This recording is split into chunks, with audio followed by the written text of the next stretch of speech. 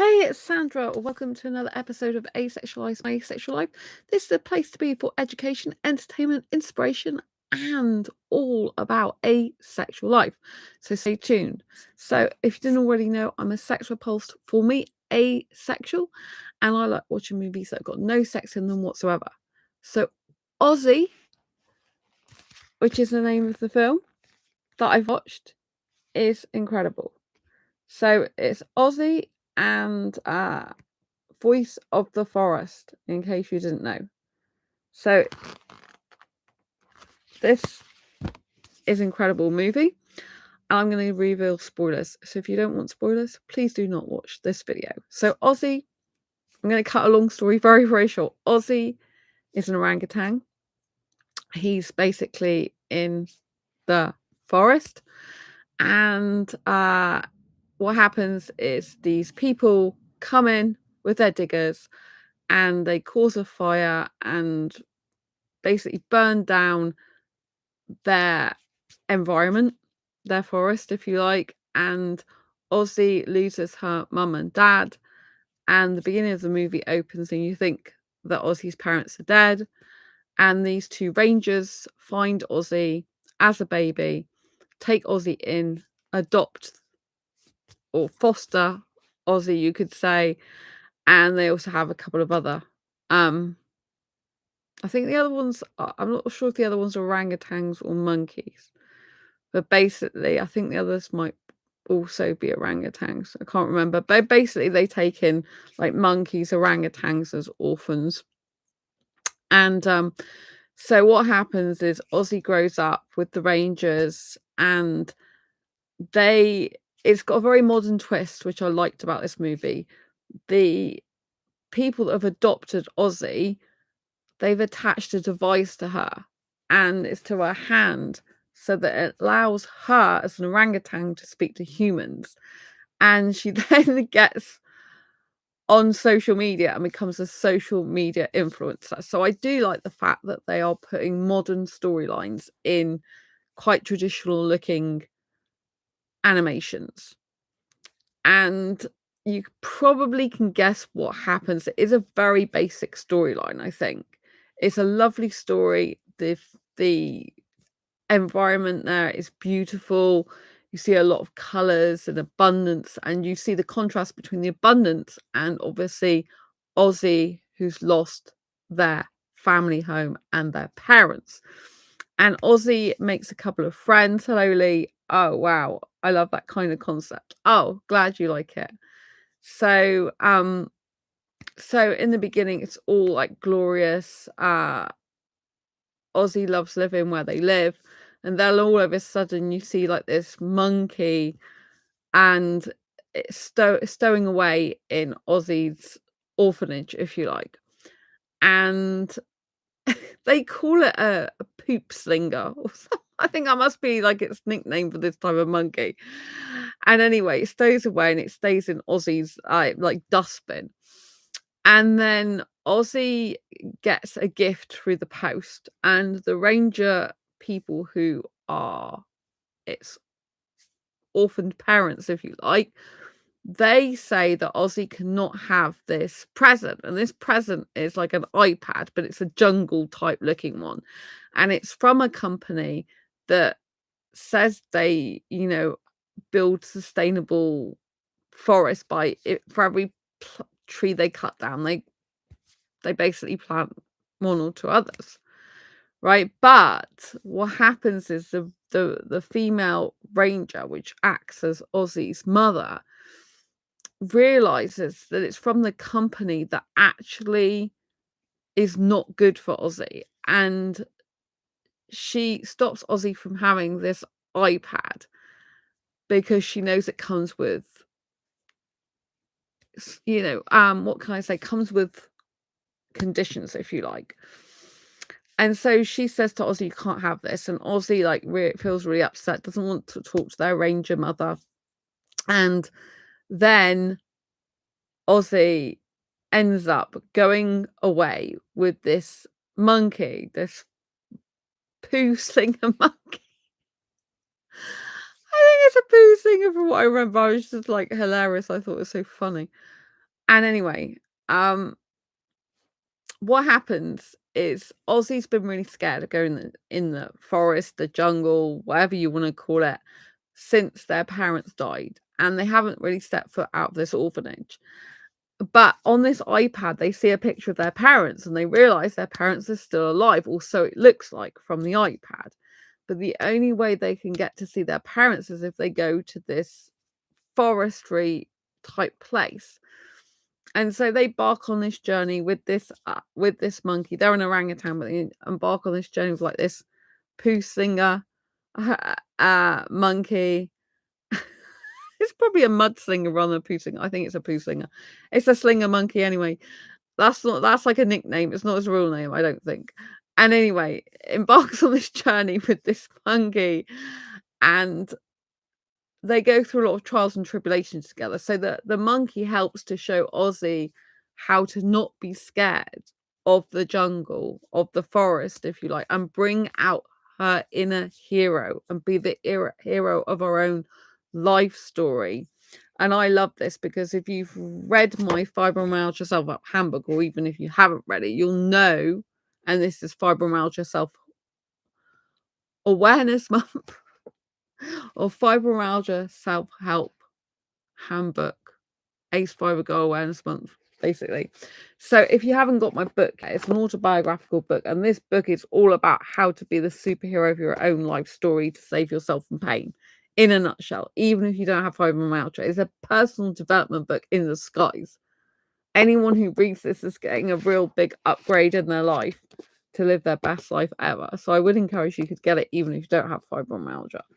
But that's what this book is all about. And Ozzy in the movie is basically symbolic of how to be your own hero and save yourself and others in this particular movie from pain. So anyway, the monkey enables Ozzy to see how to be brave in the forest, in the jungle, and eventually ends up with the monkey not being as confident in the jungle and forest as it does Ozzy. It kind of role reversals. So I like that about the movie. I like the fact that the monkey taught the orangutan, Ozzy, how to be fearless in the jungle, how to take baby steps first of all, and then become more and more confident. And so I really love that about the movie. I love the fact that Ozzy took charge of the situation. I love the fact that Ozzy's an influencer online. And the Rangers realise that Ozzy's gone, and they're able to see some of where Ozzy is by being able to see the post that she uploads.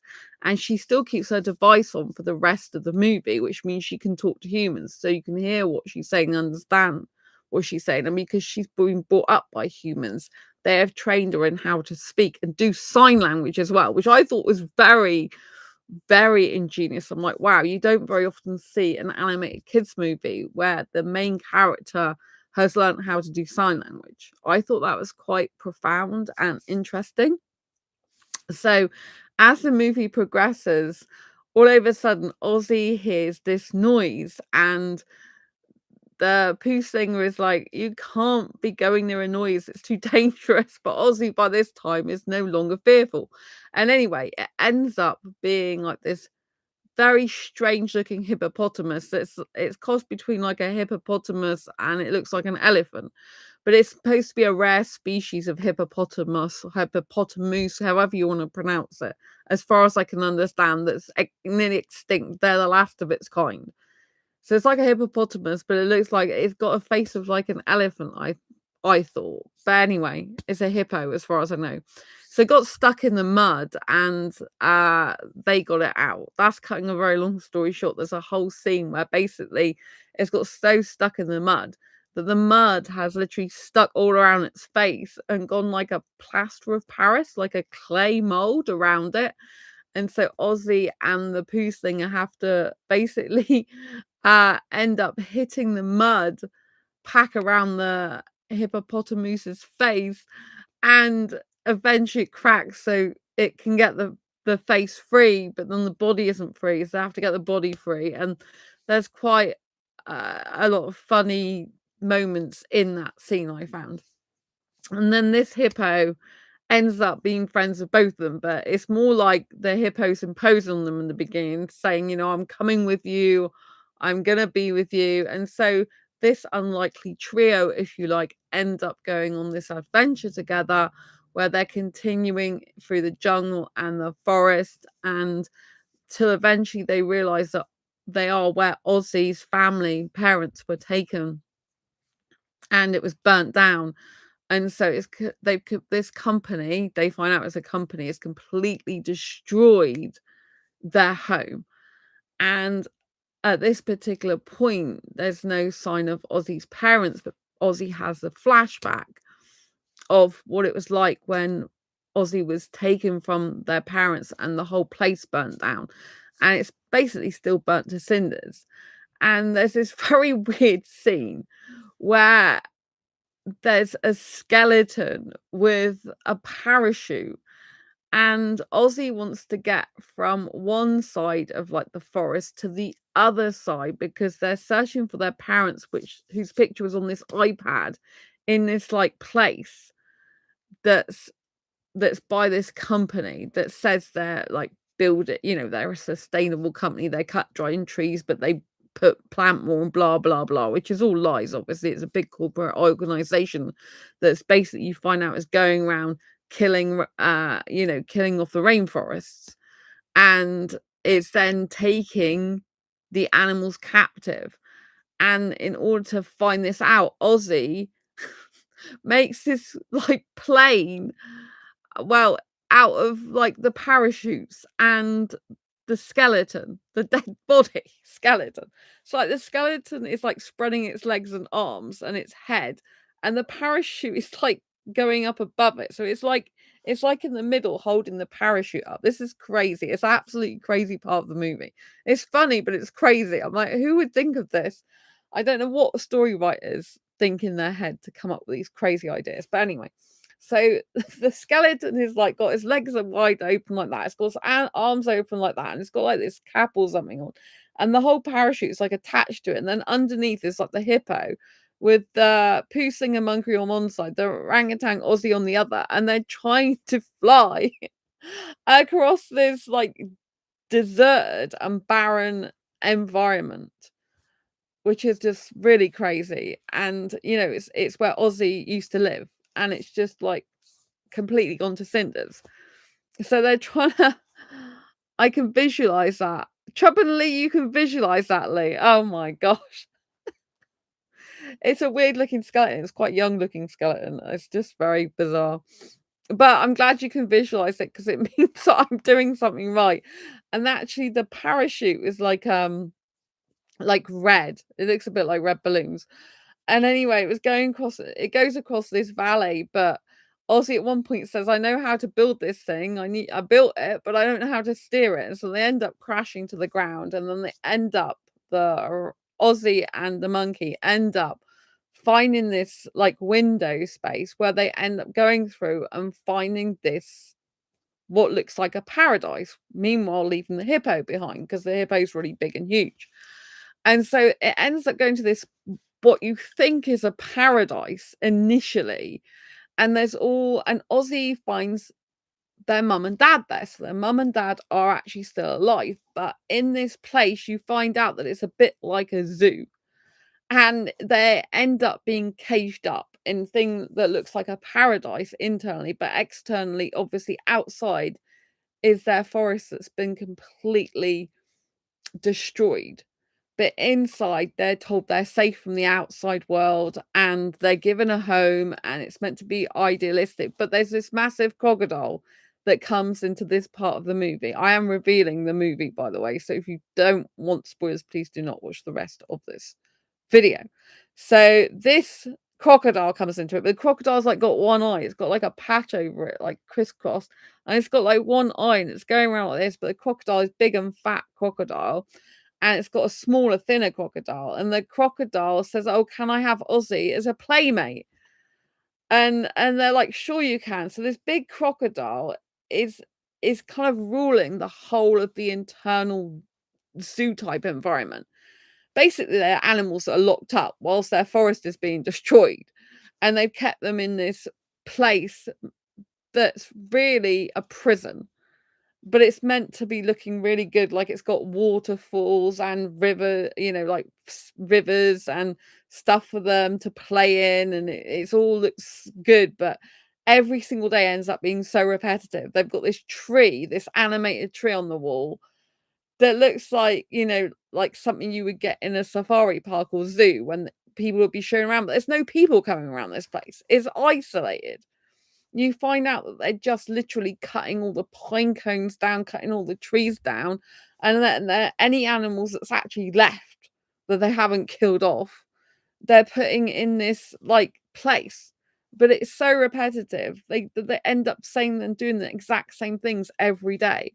And Ozzy realizes this and realizes it's like prison and it's boring and it's horrible, and they can't believe that their parents have become like zombies there, because their parents are just going Ozzy's parents are just going along with it, real parents rather than the ranger parents that are still trying to find Ozzy. And so it's like their mum and dad become a complete zombie, because what happens in a situation like that, even in real life, you become like brainwashed because you're told it's not safe to go out. It was a bit like that during COVID. I know COVID's quite controversial topic still, so I won't dive too much into that. But obviously, some elderly people were so scared about even going out that they didn't eat. And I think some people died because they was too afraid to even go out. That was what was coming back. I mean, I don't usually watch the news, but I got a inkling or trace of the fact that some people who are elderly weren't even going out because they were so scared to go out, that I think some people died in their own home from starvation and stuff like that. I don't know if that's true, but I think that was something that was on news stuff flashing in my feed. But they were certainly like not going out like they should have been. And when I say should have been, it's whether or not you believe that it's worth staying indoors for and not going out if you need to eat.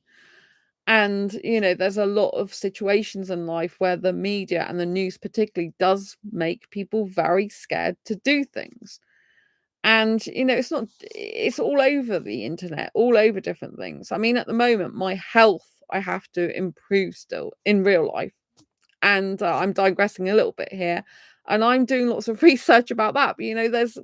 But, there's obviously quite a lot of YouTube videos, but you've got to like use your discernment. And obviously they've got big flashy titles going danger if you try this or danger if you don't do this. And so it's all designed to instill a sense of panic and fear into you so that you act a certain way.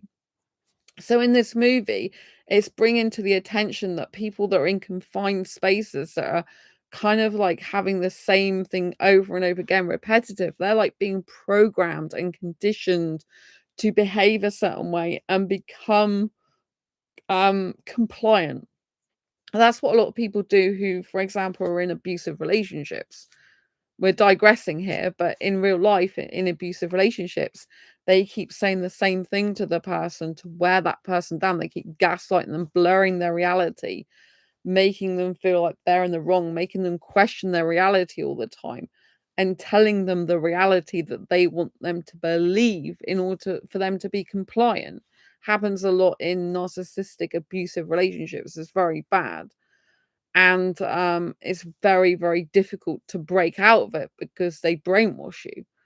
And so in this movie, it shows and highlights the brainwashing of it's animals, but it's basically representing, what it's like for humans, as if humans or anyone is put in an environment for so long where they're constantly bombarded with the same repetitive stuff, it does brainwash and condition those people, or in this case, animals representing people in the movie.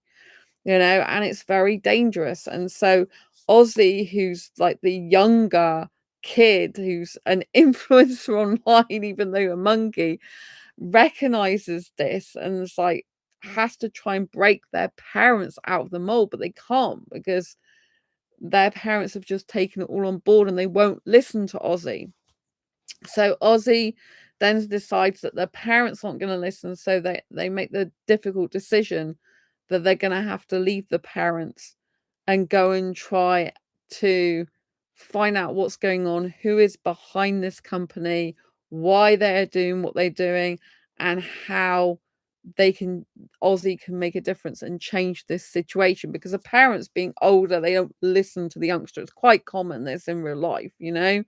And I think it's a shame because some younger kids, for example, and children know more than their parents. In a sense, they've got a very good judge of a situation sometimes that the parents might not, because as some people get older, they tend to be more fearful because they've had more news and more propaganda and more influence put into them. But Ozzy in the movie is herself an influencer, so she's a leader rather than a follower, and she does know what she's talking about. And because she's younger, she's got this vibrancy and energy about her, and she's seen in her travels with the monkey and the hippo how different the world is out there and what's actually going on in it. Whereas her parents have been brainwashed because they've been there quite a while. Because don't forget their place was burnt down. They were taken to this place and then kind of just pacifying, if that, passively happy to be alive, basically. They're not really paying attention to what's fully happened to them. They're a bit in denial. So I think this movie is very good if you want to look at it on a deep level, that it actually encompasses lots of emotions in the movie, and it brings up lots of themes about about what you're going to tolerate, how much you're willing to let people dictate to you and condition you, and how much are you willing to like let fear stop you doing what you really need to do and is the right thing to do. And it brings into question obviously environmental factors. This is a big part of the movie. So in this enclosed space, there's stuff that goes on where the actual crocodile, this big crocodile, is not to be trusted. And at one point the crocodile finds out that Ozzy finds out what's going on, that the forests are being cut down, the pine cones and trees and stuff are being cut down, and they're making money out of them. They're not replenishing the trees out there, and they're keeping the animals captive whilst making everyone in the world believe through the social media that they're saving trees, and the animals are even saying the animals are happier being locked up than in their own forests because they're safe. And so they're so much more, like happy there because they know they've got a safe home, which is really a prison. And so this is very reflective of what's happening today. At the very, very end of the movie in the credits, I'm just going to skip to this little bit for now, then go back again. You see a timeline of the forest situation in real life, like how things have developed now that the forests are in danger. So this is indeed a film that is very topical at the moment. It's very incredible in the sense that it's showing how and highlighting the problems of what's happening globally with animals being shunned from their own home and their homes being used for profit, and the forests are not being replenished and the animals are suffering as a result, and so are their families. And so it's got a real social conscience vibe about this. Actually, Leonardo DiCaprio, I found out in the credits, is one of the directors. I think he is. He's involved behind the scenes in this movie, so I was like, wow, that's incredible. um and so you can go and check that out. I know Leonardo, I think he's the director, but you can go and check it out. Do Google it yourself and let me know if it's any different. And so in the end of the movie, Ozzy has to be brave and go separate from their parents and actually be the one that breaks free of this prison and is able to go and they end up being in one of the trucks that's been cutting down the forest, and they realize that they see on like their iPad that their orphanage parents are actually in danger because their forest around that orphanage, their human orphanage parents, is going to be cut down. It's going to be burned down, and So Ozzy makes a decision to leave their birth parents because their birth parents aren't listening and go after what's right. But what happens between that is there is a scene where the crocodile has captured Ozzy and Ozzy's parents, and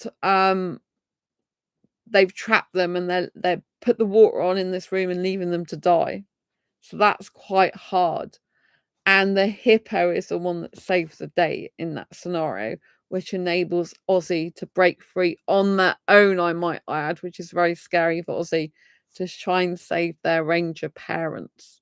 I don't know if I should leave it there and not tell you the last bit of the ending. Yeah, maybe so. But shall I tell you the ending? I want to tell you the ending so badly. But it's pretty obvious actually from the trailers what the ending's about, how Ozzy uses their social media influencing to change things and become the hero of their own story as well as other people's as well. So it's very sad in the beginning because you think that Ozzy's parents are dead, but it's good in the end because you realise that they're not dead. So and the Ozzy's parents realised that they never listened to Ozzy in the first place, and they should have done because Ozzy is very wise. And so they changed their mind and listened to their child instead of pretending they know it all, which I think is very good. I think a lot of parents could learn from that because I think that a lot of parents these days they don't treat their children like they're intelligent little human beings. I don't personally want children of my own, but the children I come into contact with, usually, I treat them like little beings in their own right that are very intelligent, advanced. I think if you treat someone like they're dumb, they'll act like they're dumb. Or if you treat someone like they don't know what they're talking about, then it'll be like they don't know what they're talking about. But actually, you can learn a lot from children. And it really upsets me sometimes when I hear parents a lot telling their children off. And I'm thinking that child is just going to have so much problems when they're older. They're going to be so disturbed by the way their parents are treating them now. And they think that's great because it's disciplining their child. But a lot of the time, I just don't think it's done right. I mean, I can't really talk from the point of view, I'm not a mother and I don't wish to be. But I just see the kids, like some going to the cinema, around the cinema. I see the way people are treating their children. I'm like thinking their child's going to have real issues when they're older. They're going to have issues attaching to people when they're older, issues in relationships, issues in friendships, because sometimes the parents, they just don't listen to their child. Everything the child says is like wrong because they're the adult and that's a child, and the child should obey the adult. And I just really don't like that. I think children bring value to the world. They've got a different way of seeing the world. They've got a different expression. They've got, this creative insight that a lot of adults don't have. And I think parents should get on their level and talk to them and say, hey, what's going on for you? I think they should talk to the children like adults. There's a post on Instagram which I commented on some time ago, and I get a lot of likes on it. It's about autism, and there's this autistic person. I said, I have an autistic friend, and I treat them like I would treat them. I treat them like I would treat anyone else, whilst realizing and accepting, that they've got their own needs that I try to accommodate. But I treat them with intelligence because they are intelligent. And if you try to treat autistic people different, like they're incompetent or don't know what they're doing or something, which is completely bad thing to do, then you know what I mean? That's diminishing them and and not being good to them.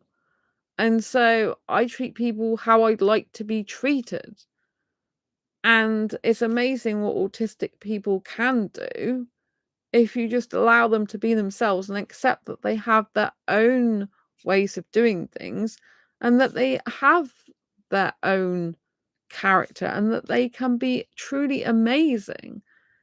and they're very capable of things. I can't, like, I'll get Instagram up if I can. I don't know if the post, but it comes up regularly as to what I actually said. So let me see if I can find it on here. Right. I talk about quite a lot of stuff because I was speaking about labels on there to do with asexuality as well. But I'm trying to find the post. I can't find it. I think it's too far ago now. But it was it got a lot of likes. I didn't write it for the likes. I just thought it was important to highlight the fact that, you should treat autistic people just like any other human being. And they're just as capable as anyone else of doing things. Because this was coming from the point of view of there's a disability agency that actually has autistic people working for them. And it was a comment I made on one of their threads. And yeah, it's very important to treat people like equals because people are. Do you know what I mean? So that's very, very important.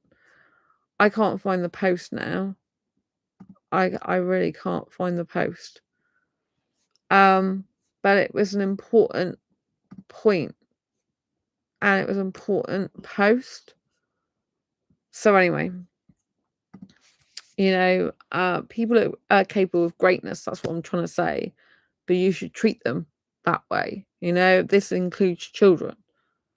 Children are intelligent little human beings in their own right, and they do know what they're talking about a lot of the time. So I think that it's very important to treat people like that and to treat people as human beings. I have unseen disabilities. Sometimes your unseen disabilities can be a superpower. Sometimes things that other people see in you that may not be so good is actually the very essence of what does make you good and amazing. In the movie, there is this, I told you, this animal that's basically a hippopotamus by the look of it, but looks a bit like an elephant as well. And it's the last of its kind. And it's very voluptuous, it's very bold, very effervescent, very big personality this has got. And in the beginning, they portrayed this character. This is in the Aussie movie. Hippopotamus. I can't even pronounce that 100% true. Hippopotaphant. Yeah, I'll go with that. But I can't say it. So yeah, and I'm trying to say that we shouldn't underestimate children. We shouldn't underestimate people who are autistic. We shouldn't underestimate people with disabilities, whether they're seen or unseen, and everyone has an essence about them. And sometimes that essence is because of the way they're different. Like, I think my fibromyalgia to a certain extent is like a superpower. And even my anxiety, because my anxiety has actually saved my life a number of times. And fibromyalgia does make you very sensitive to everything, but it gives you and so does anxiety to a certain extent. So it gives you this insight that other people don't necessarily see. And it's like being able to have extra sensory perception. And so from that point of view, it's like a superpower. And in this movie, the hippo basically in the beginning of the movie is not very well received by the orangutan and the monkey. It's kind of like made to look like it's a bit in the way. But the orangutan, Aussie, likes the hippo, so the monkey's not so keen. And the hippo's like bold and adventurous and it'll just be like, move out the way. And they underestimate the hippo in this. They kind of like don't see the hippo's good qualities and strengths. And it's only because the hippo is the way they are and they're actually bold and strong and courageous and don't really have anything holding them back that they're able to save Ozzy's parents, with Ozzy inside this cage at one point in the movie when the crocodiles just turn nasty and flooding it with water. You know, the hippopotamus like ends up having to go in like this lift thing and going down and going underwater to save them. And so when they initially see the hippo, they kind of take it for granted. Well, especially the monkey does. They kind of take it for granted. They're not really understanding the good qualities of it. They're not really understanding its superpowers and how the abilities it has can help others. But by the end of the movie, they do see it, and it's like they're all friends and they all value each other equally. And I think this is something that's important to reflect about on in real life, you know, that we all have our own individual styles and ways of doing things, and we all have our individual mannerisms, and we all have our own essence and being. And it's important to know that there is no one like you in the world, that you are so unique and special in that way. And people should value that and respect that and understand the beauty of it. I also think this applies to dating and relationships as well, and valuing your worth as an asexual person. Like, I'm an asexual person who doesn't want sex in a relationship. And some people might think, well, what value have you got in a relationship? But I don't value my value by how much sex I am or am not having. I don't put my worth in the fact of having sex because I don't have sex. My worth is not tied to sex in a relationship. My worth is tied to my essence and my being and my quirkiness and my difference. My difference is my beauty. When a guy gets me, he might, well, he's not going to get sex, right? But he's still getting a really kind, caring, loving, emotional, sensitive, intelligent girl, right? So those are beautiful qualities. So just because I'm not having sex doesn't mean to say I'm not worth something in a relationship. I'm worth a lot in a relationship to the right person who likes my essence and being of who I am. And so I would encourage you, if you are looking to get into a relationship or looking to date, if you're an asexual who is repulsed by sex or who doesn't like it that much, then remember your worth is not in how much sex you are and are not having. It's in your essence of your difference, of your quirkiness, of your nuances. And only the right person will see that and be with you, and they'll get a treasure when they see it, won't they? They'll get a gem, even if all the other people look past that and look by that and don't recognize that. And that's fine. They're not your person. But remember, the person who is your person will value you and think, wow. I only really started understanding this when I found this channel. I saw my asexuality as a shortcoming. Oh, Lee, I'm so glad you found this channel. Lots of love to you.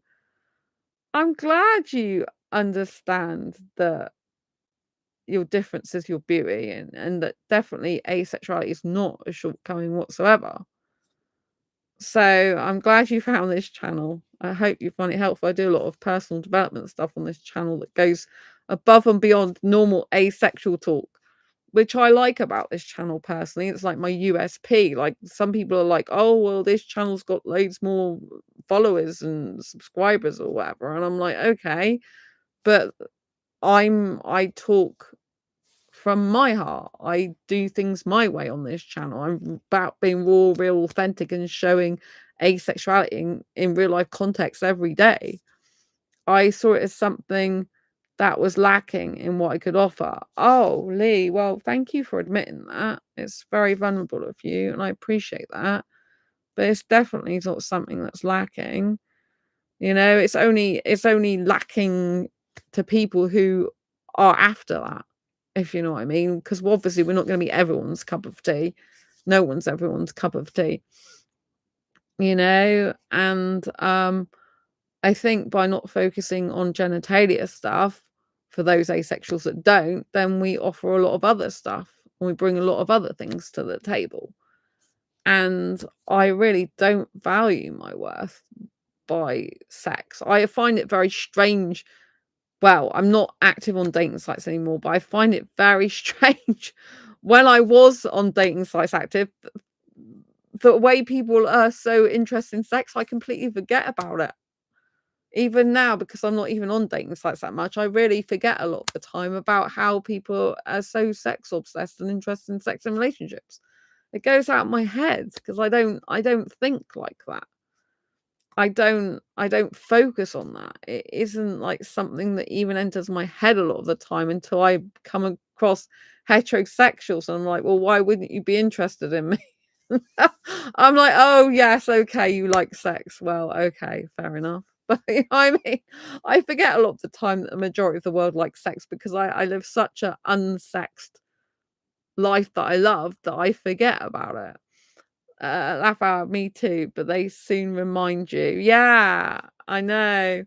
I mean, I have got a Badoo account, so I did log in there. Was it day before yesterday? I think it was, or yesterday, just to like keep my account.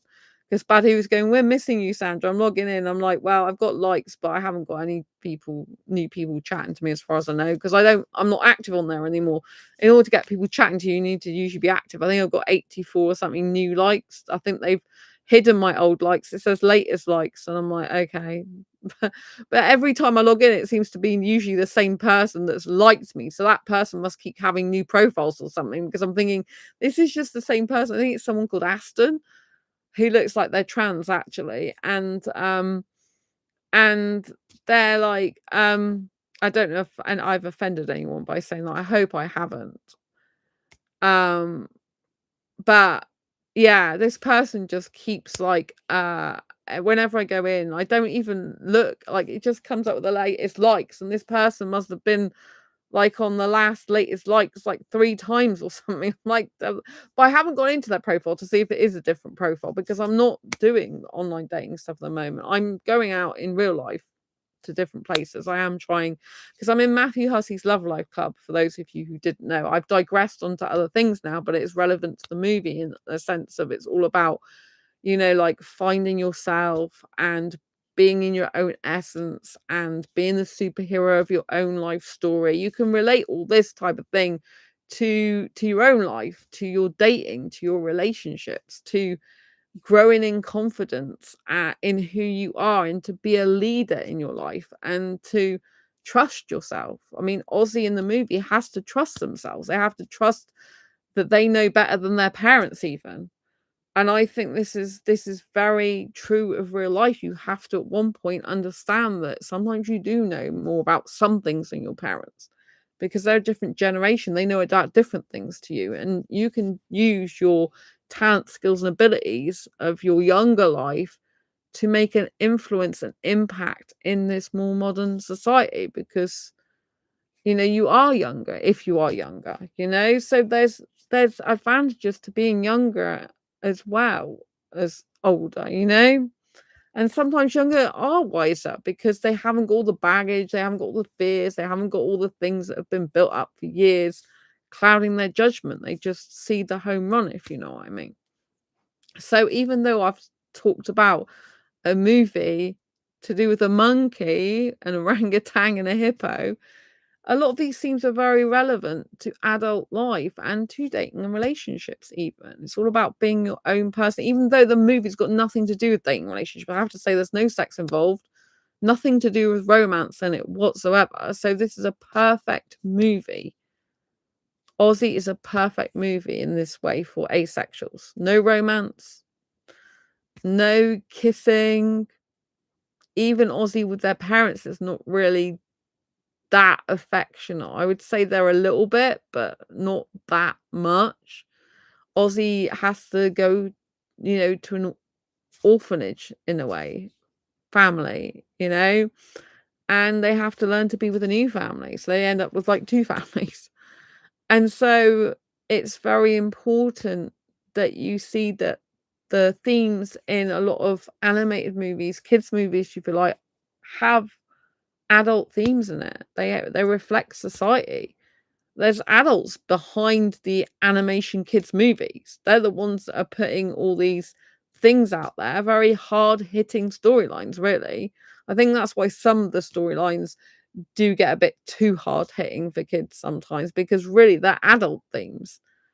Like a 6-year-old, I think, would find it a lot harder to understand what's going on in a forest situation than an adult, but younger can be more influenced, as we said, because they haven't got all the fears of the news and society and everything that's going on in it for years compounding to make people afraid and very conditioned. So in a way they're more easily able to be influenced with new ideas in that way. It's very interesting. I'm going to digress a minute again. So when I went with my best friend to Bristol Aquarium, one of the tanks, it has jellyfish made out of plastic, and it's supposed to be showing how bad plastic is for the environment and how it can like hurt sea life. But I think it gives the wrong impression personally, because in fact it shows kids how nice it looks to have plastic cut up into shapes of jellyfish and float them in the water. So I personally think it has the opposite effect. I have not asked children what they think of this, but I personally look at it thinking, I think a lot of kids would think, oh, I'm bored today. Well, let's make something out of plastic and cut these plastic bottles up and make the jellyfish like I saw in the aquarium. Do you know what I mean? So I think people really need to pay attention to what they do. And if they're trying to get something across about the environment to kids, I think they need to like maybe bring it home, but in not such a nice flowery way, because otherwise it just, to me, if a kid's off school and they're just seeing like this fish tank full of plastic bottles that have been cut into pretty shapes and look like they're floating like jellyfish, to me that's actually showing them that it kind of, to me, it's like they're persuading them to do that when they're not meant to do that. So I think you've got to be very careful with messaging and what your intention is. Again, this relates to dating and relationships, doesn't it, really? You've got to be very careful that you're very explicit in your intention and that you know what you're talking about and mean, and you need to get across to other people. I don't think with this fish tank analogy that it gets it across. I think it's too nicey. It'd be better to say something like, you see these jellyfish, they're made of plastic. Just imagine if this was wrapped around these fish right now, strangling them. Make sure you don't do that. You know what I mean? That would be more hard hitting. But instead, they just look too pretty. So I think some animation movies these days are too hard hitting, though. I think, when you do go to the cinema, it can be just too much, like too much adult themes and too much like, down stuff and that. So I think, you've got to watch modern films these days in terms of how they are. So yeah. Anyway, I would highly recommend going to see Ozzy. I think it's a brilliant movie. I do really love it. The storyline is quite simplistic in some ways, but it's also complex in the sense of like, trying to protect the forests.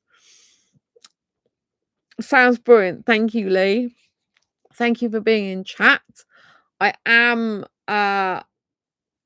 talking on Monday when I said I'd be talking on Sunday, but it's still Sunday in some countries. I've been late because I've joined a 7-day publishing challenge. Because I want to get my workbook finished. And I want to learn more publishing skills. So I'm like, why not? And so yeah, I've had quite a hectic day with shopping as well and stuff.